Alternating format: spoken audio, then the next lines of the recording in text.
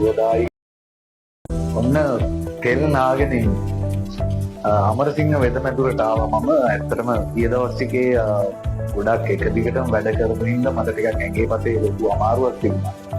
ඉතින් ඒ මහන්සියත් එක්ක මම ඉස්සරහට වැඩ කරද්දී මට පොඩි සුවදායි තත්ත්වයක් ඇති කරගන්න උවමනාව අවශ්‍ය වුණා. ඉතින් ඒකම තමයි අමරසිංහ වෙදමැදුර මට හම්බුනේ. හොරණ පාදුක්ක පාරේ මේදංකර විද්‍යාලයේ පවුනේ ගමන් තමයි අමරසිංහ වෙදමැදුර තියෙන්නේ. මට හොඳ ඔයිල් ට්‍රීට්මන්ට් එකක් එක්ක හොඳ හෙඩ් මසාජ් එකක් එක්ක හොඳ ස්ටීම් බාත් එකක් හම්බුණා. ඉතින් ඇගේ පතේ අමාරුව කොහෙන් ගියාද කියලා නෑ. මේකේ විශේෂ වැඩ කටයුතු කීපයක්ම වෙනවා. ආයුර්වේද ප්‍රතිකාර වශයෙන් ගත්තාම කොන්ද තුනටියේ අමාරු, නස්තකම, ඒ වගේ දේවල් ගොඩාක් සිද්ධ වෙනවා. ඉතින් මේ අමරසිංහ වෙදමැදුරත් එක්ක එකතු වෙලා මේ වෙනස වටහා ගන්න කියලා ඉතාමත් ආදරෙන් ආරාධනා කරනවා.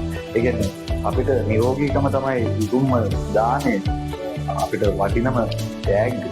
ඉතින් මේ වෙනස අමුල ගන්න දේශීය දේ වෙන අපි ගොඩක් උනන්දු වෙන්න ඕනේ. දේශීය දේ අපි අගයන්න. ඉතින් අමරසිංහ වෙදමැදුරට ඇවිල්ලා මේ ආයුර්වේද රෝහලට ඇවිල්ලා මේ ට්‍රීට්මන්ට් අරගෙන මේකේ වෙනස වටහා ගන්න, අඳුන ගන්න කියන එක ඉතාම ආදරෙන්